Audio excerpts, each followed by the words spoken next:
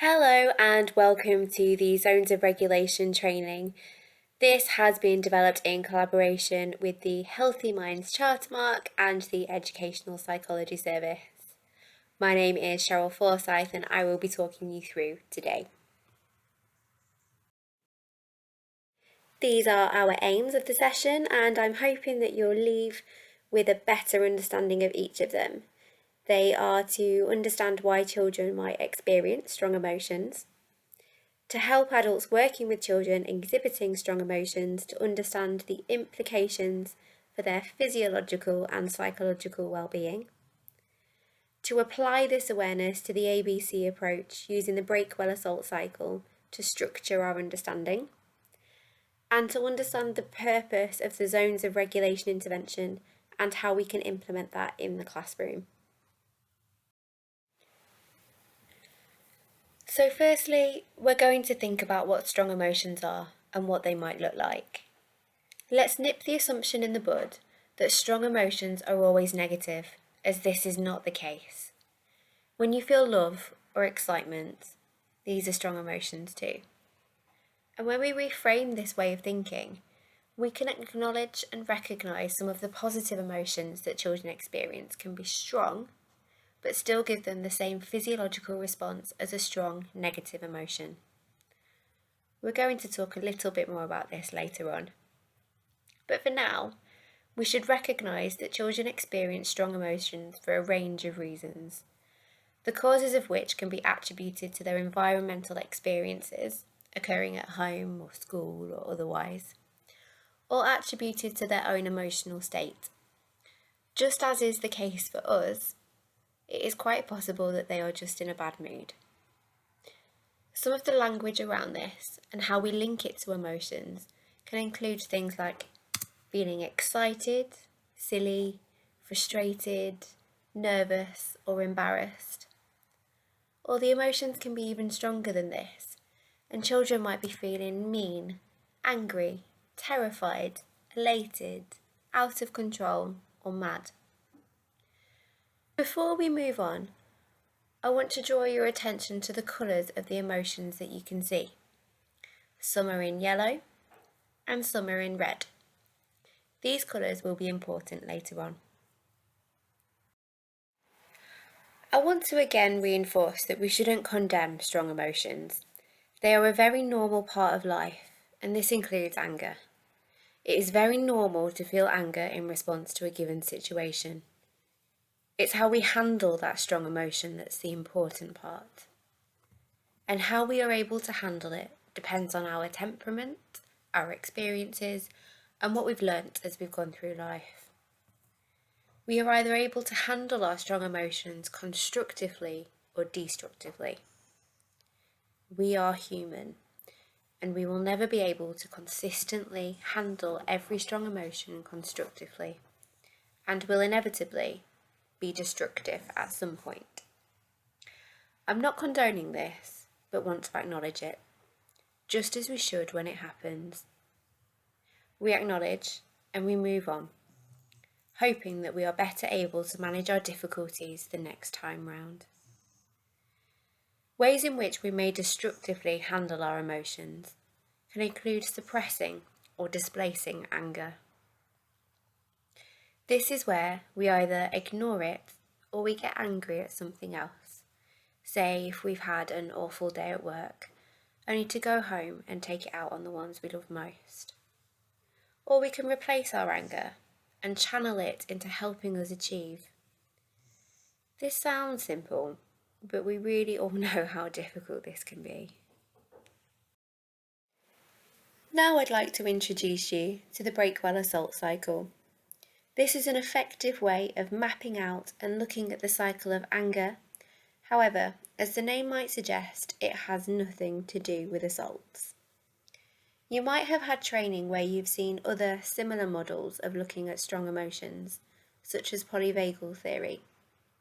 The two are relatively similar, and some of what I discuss may sound familiar. This model starts by looking at baseline behaviour on the far left. Baseline behaviour, or what we'll now call our typical level of calm, is where we feel relaxed, happy, and able to engage in whatever life presents us with. Now we'll throw a spanner in the works with our trigger phase. Something will happen for a child. It could be something big or small, so small that we might not even notice, but we will recognise a change in their behaviour as they start to exhibit signs of distress. They might snatch a toy or snap at one of their peers. This is where their ability to stay emotionally regulated is dwindling, and they are at an increased risk of reaching crisis point. Then something else may happen which pushes a child to the escalation phase. It could be that a peer pushes them again after recognising that they're getting a reaction. Or our response, saying "stop that," escalates the frustration that they were already experiencing. With the escalation phase, we'll also see an escalation in their behavioural responses. A child may shout back, push back, or walk out of the classroom. Then comes the big part of our cycle, crisis point. Crisis is where the red mist comes down and adult intervention is futile. During crisis, a child is unable to respond to prompts to calm down or engage in any emotional regulation strategy that we might previously have known to be successful. Because, quite simply, they are in crisis. It is vital at this stage that adults work together to keep children safe, as they'll be unable to follow instructions, have conversations, or explain what's wrong. It's also important for you to know that crisis is exhausting for everyone involved, which is why it's so important for us to understand the triggers and escalation phases for children so that we can work together, hopefully, to proactively avoid crisis. After crisis, a child will move to the de-escalation phase, referred to on here as the plateau or the recovery phase. Quite often, we can mistake this de-escalation for a child appearing calm again. In fact, they're winding down, and we can see a quick re-escalation or additional assaults or periods of crisis. We might see this when we try to re-engage with a child by encouraging them to talk about what went wrong, or we try to implement consequences to their behaviour. They're not ready to hear this because they are not calm. They're in a phase where the red mist is fading and they're beginning to process what's happened. And this phase can last up to 90 minutes. That's an hour and a half, and it's a really long time.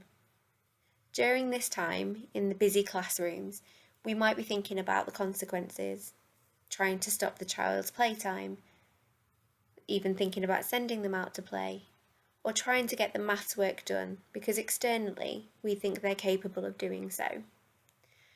And whilst children might be able to pay lip service at this time, it's more likely that they are still going to be struggling with what's going on and the aftermath of their crisis. Intervening at this stage can leave children operating in a high state of arousal, way above their baseline level of calm. Recovery is vital. You may remember me saying that crisis is exhausting, and we really see that coming through in the post-crisis or depression phase, where our line now runs beneath our baseline level of calm. This is where children have realised what's happened. They may acknowledge that they've hurt their favourite teacher, broken their favourite toy, or are now sitting in the head teacher's office, and they are exhausted. They might be tired, hungry, or thirsty, and need to meet those basic needs before they can return to feeling calm. Experiencing strong emotions is such a big cycle, and all of that is so time consuming. Therefore, if we can identify what's happening for our children when those initial displays of frustration and distress come to light, we can prevent all of this cycle from happening. So we want it not to look like this, but perhaps something a little more like this. We want children to be able to replace their anger and feel calmer in the classroom. Now we're going to link this to the ABC model. We'll talk through this in a lot more detail, but quite simply, how the model maps onto the Breakwell assault cycle is as follows. We have our antecedents, our behaviour, and our consequences. So let's talk quickly again about that trigger phase. The triggers are characterised by a precipitating event, so something that's perceived as a personal attack or a threat to ourselves, and it raises feelings like fear and anxiety or frustration, leading to changes in behaviour. So this is the start of our physiological and physical arousal. So this is where our antecedents, start to kick in. Then we move on again to the escalation phase, which is the body preparing itself for fight or flight. You might see a child with a tense body, rapid breathing, their rational behaviour is reduced, their energy levels rise, and it's almost like their ears have switched off. They're not able to listen. Quite often, we can see that some pupils demonstrate these behaviours consistently throughout their time in school. This may mean that they are continually operating at quite a high level of anxiety, and it's not going to take them much to go to the crisis point. If you're watching this video as part of a group, it would be quite a good time to pause the video and in either small groups or pairs, discuss a child where that resonates for you and think about what they might be going through as part of the school day. So to recap, the trigger and the escalation phase of the Breakwell assault cycle maps onto the antecedents of the ABC model. And it can be quite difficult for us to distinguish between the triggers and the escalation phase for children, particularly when we don't always see what happens. So it may help us to understand whether a child's strong emotions are in response to something or as a result of something, the consequences. And we'll move on to this as we talk through the model a bit more. Now we move on again to crisis point or crisis stage. This is characterised by a high state of physiological arousal. And the kind of things that we'll see is reduced control and lots of violence and aggression. When people are in this phase, they find it really difficult to make rational judgments and think about what is happening. So, to put it simply, all they can focus on is themselves and what they're going through at that point in time, and they find it really difficult to respond to external stimulus or intervention. And that crisis phase links into B, the behaviour of the ABC model. Again, this would be a good point to pause the video and think about how we can distinguish between when a child has escalating anxieties and when they're in crisis. What's the difference? And here we can see the recovery stage, which is characterised by the end of crisis, the subsidisation of immediate anger and danger. There is a possibility that children may re-escalate into crisis because they're sensitive to triggers and others' behaviours at this point in time. Whilst they are still vulnerable and confused, the levels of this do decrease and other feelings such as shame or confusion might start to emerge. And then there is the post-crisis or depression phase, which is the need to rest and recover and have our basic needs met. It's likely here that children will really be feeling the guilt and the unhappiness of what's happened, and this can really damage their self-esteem and feelings about their own well-being.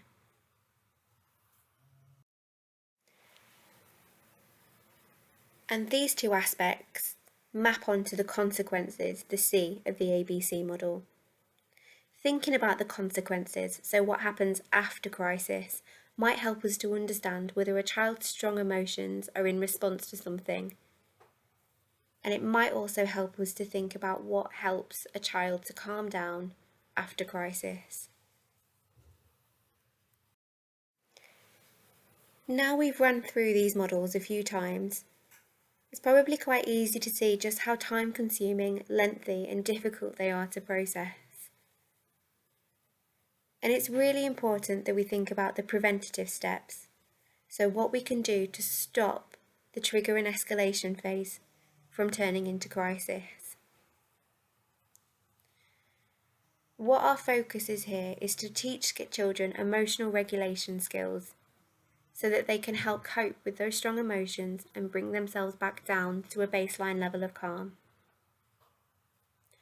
Another activity, if you feel that now is a good point to pause the video, would be to talk about where would adult intervention be required as part of the escalation and the trigger phases.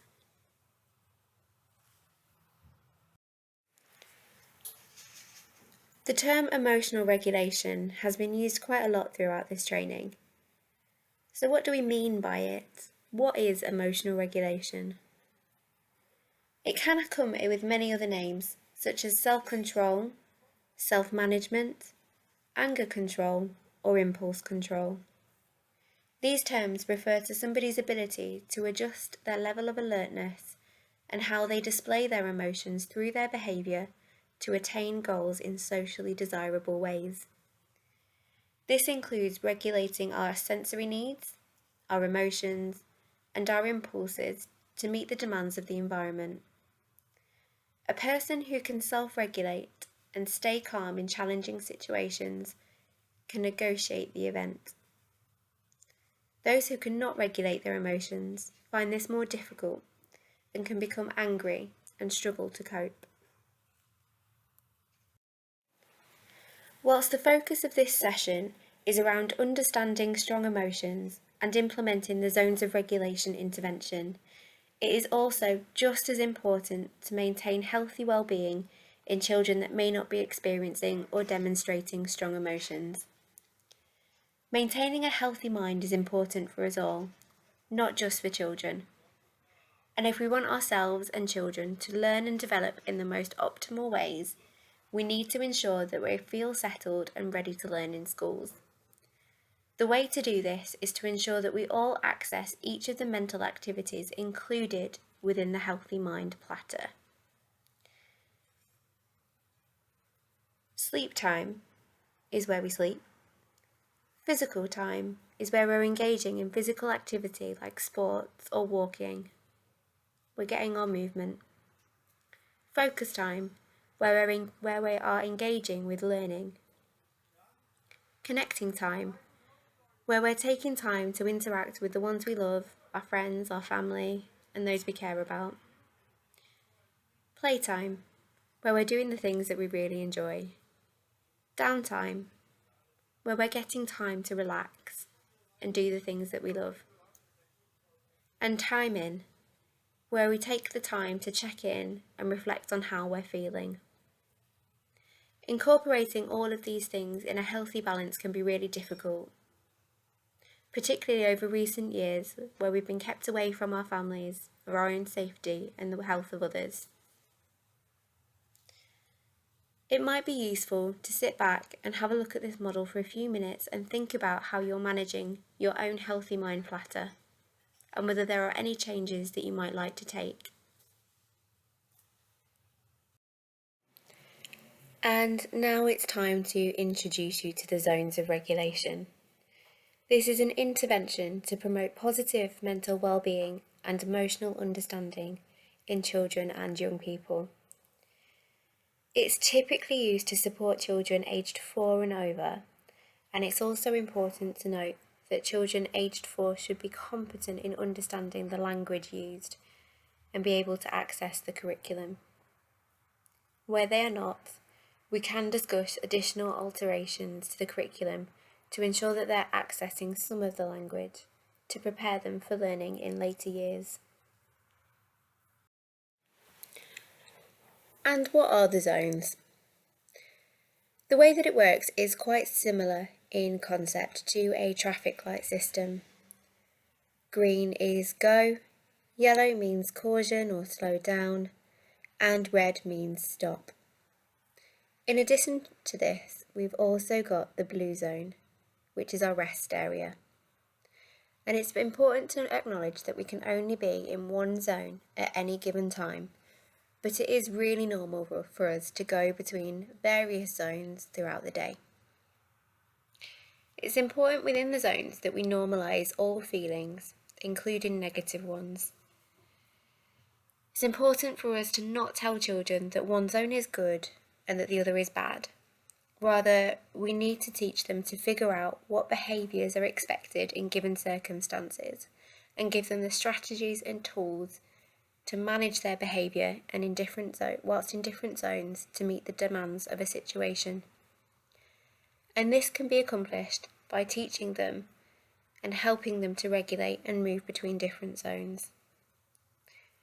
The zones is intended to be neutral and not project judgment when helping students recognise their levels of alertness and their own feelings. The blue zone, which I refer to as our rest area, is where we are experiencing a low state of alertness. It's where our brain's feeling slow and sluggish, and we might be feeling things like sad, tired, bored, or a bit poorly. Or there's the green zone, which is our optimum state of alertness, our go in our traffic light system. This is a zone that you want to be in for learning and play, because you feel things like being happy, calm, and focused. And whilst we're in the green zone, it shows that we're in control. The yellow zone indicates a heightened state of alertness. Think back to earlier on in the session where we spoke about the Breakwell assault cycle and the ABC. This is where we're experiencing our triggers and our escalation of what's happening around us. And we might be feeling things like stress, frustration, anxiety, excitement, silliness, nervousness, and confusion, because that escalation isn't always an indication of a negative emotion. It can be positive too. Children that are in the yellow zone might be a bit fidgety, or they might start to show other signs of distress. And being in yellow shows that we do still have some control, so there is still scope to implement a strategy to bring us back down to green, back down to calm. And finally, there's the red zone. This is where a child is in a very high state of alertness. They might be feeling angry, scared, or panic, and they're not in control of their bodies or their emotions. This is our crisis point.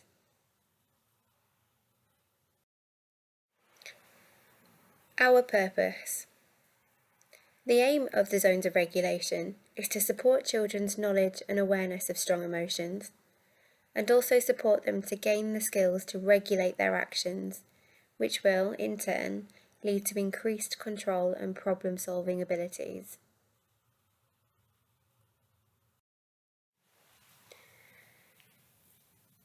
The zones intervention consists of a pre-structured curriculum that should include a minimum of 2 20-minute sessions per week, with a total of 18 sessions for the whole intervention. So that should be delivered over 9 weeks. Within the lesson plans, activities can be altered due to the abilities and understanding of pupils, but this is obviously more difficult where children are younger and unable to access the language that we use as part of the intervention. Also, where teachers identify that pupils are collectively finding some lessons more challenging, the content can be split over 2 sessions to make sure they have a real grasp of what's going on. There should also be 2 30-minute sessions added either side of the intervention to introduce the topic and explain to the children that we'll be looking at learning about feelings and how to help ourselves when we feel sad, happy, excited, nervous, or cross. It will also help us to communicate our feelings to the adults around us. The last 30-minute session will be a follow-up session, checking in what children have learned and completing any activities. This session might also be useful to discuss how you can keep the intervention going, including the associated language.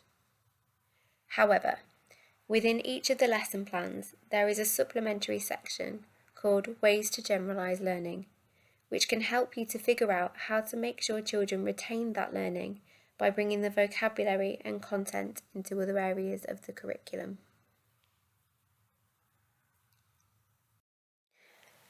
As I just touched upon, the zones consists of 2 20-minute sessions per week over the course of 9 weeks, which includes 18 sessions. So what we can see down here are the 18 sessions or lessons that the children can learn about. It starts off by initially talking about understanding emotions in ourselves and others, moving on to looking at how we can apply that to real life situations, and looking at how do I feel across the day, how can I identify what triggers are coming towards me. And then it looks about the so what. So what can we do about that? What can we do when we're in a particular zone to help us get back to green, to help us get back to calm? And what would help us in each of these zones? As part of the resource curriculum, there are lots of electronic printable resources that you can use. So, what do these lessons look like? I'm going to run you through lesson 1, so you can get a bit of a feel as to what it might be like implementing it in your classroom. Lesson 1 is where you work with your class to create your own display. It consists of a starter activity where you have the 4 zones prepared and you talk briefly about what they are and explain that it's okay to be in any of these zones. For younger children, the main activity will consist of reading a storybook based on feelings and talking about how the characters will feel, linking that to the emotions on a pre-prepared board. For older pupils, you'll have a pack of cards consisting of all the emotions included as part of the zones, and what the children will be asked to do is sort the different emotions and place them on which zone they think they're included in. So this helps to check their understanding of what emotions are. The finishing activity will be to check in and identify what zone each children is at the end of the session. How are they feeling? Are they green, blue, yellow, or red? And here is an example of what your display can look like. And here is another. There are numerous examples across Pinterest, Twitter, and various teaching blogs that can help you get creative when planning your display.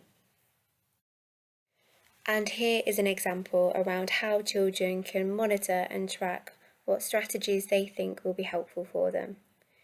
So for example, on this tools worksheet here, having headphones in would support a child when they're in the yellow zone, and having a back rub when they're in the red. As included within the curriculum, there are also fidelity checks that will help schools to monitor how successful they are at implementing the zones. So as part of the fidelity checks, a high quality lesson should include when an adult gathers and prepares all the recommended materials. They follow the content of the lesson, which should include a lead-in, an activity, and a wrap-up activity, and where adults refer to the visuals and reproducibles provided for discussion or completion of activity. The adult should introduce and use key vocabulary, visuals, and engage the pupils in discussions and activities throughout the duration of the lesson. The adult should also engage pupils in learning by using a variety of prompts and techniques as included within the curriculum.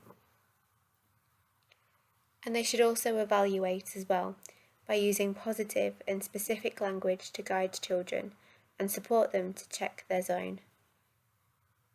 Adults should also consistently use recommended ways to check for learning found within the curriculum. And for our final activity, it would be useful to pause this video to discuss how we feel about putting the zones of regulation into place in our classrooms. Does it have you in your blue zone, your green zone, your yellow or your red zone? It's time to ask the questions about what else you think you need to know prior to putting the intervention in place. And I'll end with this nice quote. Anyone can become angry. That is easy. But to be angry with the right person, to the right degree, at the right time, for the right purpose, and in the right way, that is not easy. By implementing the zones, this is what we're hoping children will be working towards doing in a more successful and comfortable way. So to end today's session, I would like to thank you for taking part. If you require any further information, please email Emotional Wellbeing Chartermark at bradford.gov.uk or contact your Chartermark Educational Psychology link. Thank you again for watching.